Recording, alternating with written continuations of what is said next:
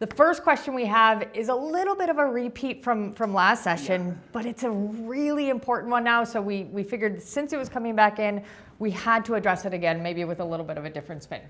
Totally. Okay. Let's go into it. All right. Do you want to read it or do you want me? You take it. All right. So there's so much negativity in the media regarding the real estate market right now. Should we be concerned? Okay. The media, I'm going to take this one. You you let go me for take it. I'll let you jump in at some point. The media is very good at what they do. Mm-hmm. They need to capture interest, right? In our minds, we think the media needs to basically tell the story and put the information out there, but realistically, their jobs are to capture interest. Now, it's interesting. I was talking to a client of mine who's actually in advertising and TV production, and she made an interesting comment to me. She goes, Amanda, it's not about capturing interest. It's about selling ad space. Totally. You want more eyes on your media. And I thought, what an interesting way to think about it, so that they need consumers to watch, read, listen, because the way that they make money is not by telling the story. They make money by the people that advertise during the stories. Mm-hmm. You know, when you think about it that way, they're great at what they do. But we always know that there's some spin in it, and why it's so important right now. What we're seeing out there is so much of a backlash from the media. The media is right, wrong, or indifferent, putting a spin on things, not intentionally to mislead, but to intentionally get their ad dollars. Totally. So for example, I read an article last week, Crane Chicago Business. They have been up and down and everything. Every single headline has been different. So What are they talking about? The headline was, Chicago homes halved in sales. Very dramatic. Very dramatic. I did see that article. Okay, so the thing that I thought was so interesting, that title in itself creates fear in me, right? I'm an advisor and that creates fear in me, so I can only imagine what happens to other people. Now, when you read the article, first and foremost, you're going to realize that I'd say a good 80% of the article references the suburbs. Talks about the suburban Chicagoland, all of those things, but it doesn't necessarily go back to the headline of Chicago. About 2/3 of the way through the article, there is one line or one paragraph on Lincoln Park condos.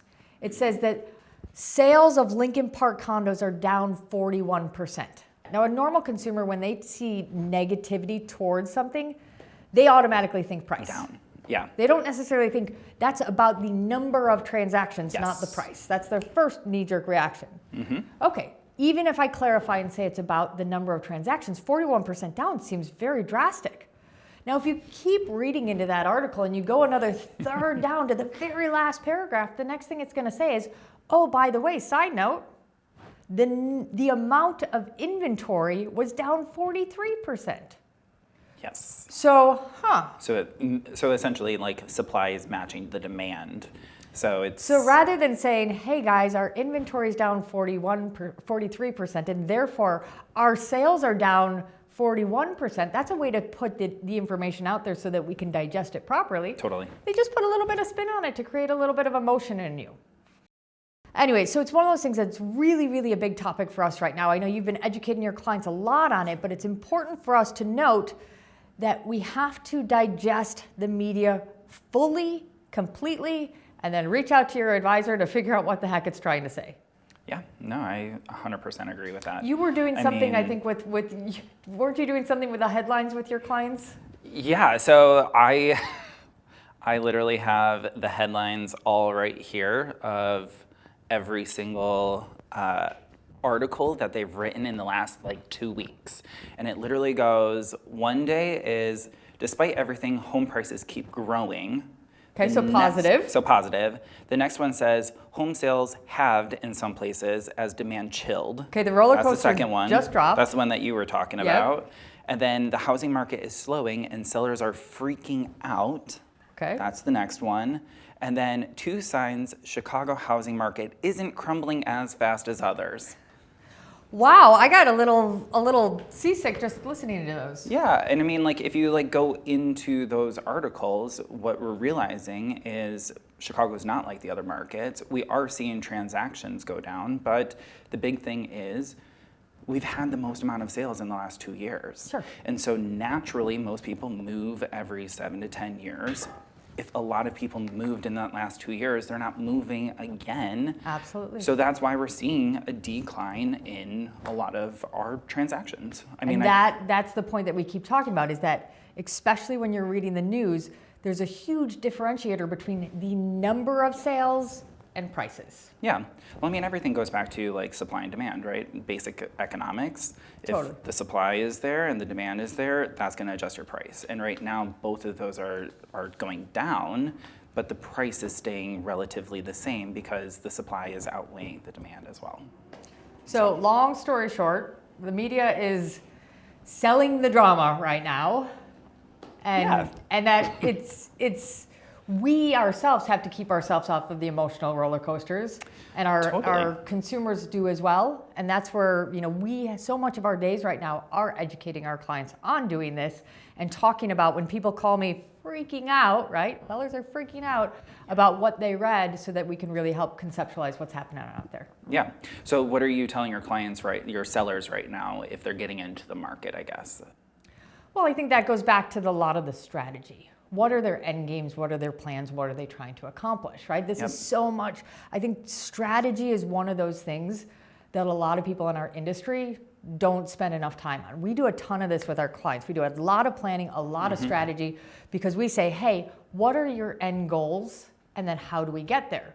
There are some people that want to take advantage of this market if it aligns with their strategies and their goals. And then there's others that are not. So there's different things that are going to be put into place. So it's a hard thing to say, hey, this is the blanket answer of what we're going to say. Yeah. But there are absolutely different people that are taking advantage of different things right now, for certain. So are you doing something differently with your clients as well to like set expectations about this market? 100%. So what are the different expectations you're trying to do? Well, right now we know, right? There is some truth in what the media is saying, right? They're not lying. Yeah. Is that home sales are down. Pricing is a little softer.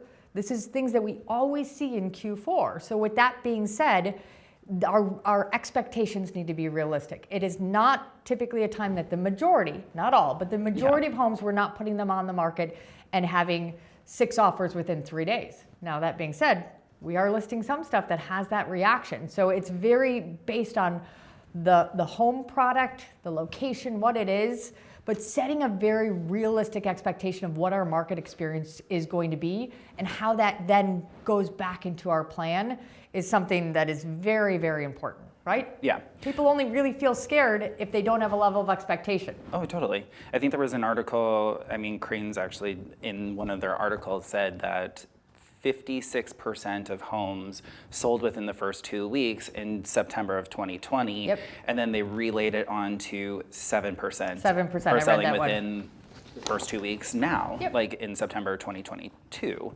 So, we have to understand that even 2 weeks is a really fast-paced market. Absolutely. And prior to the pandemic, our average days on market was over 80 days. So what we're trying to do is we're coming back to a normalized market. Right? I think that's the Normal biggest. isn't so bad. Normal isn't bad.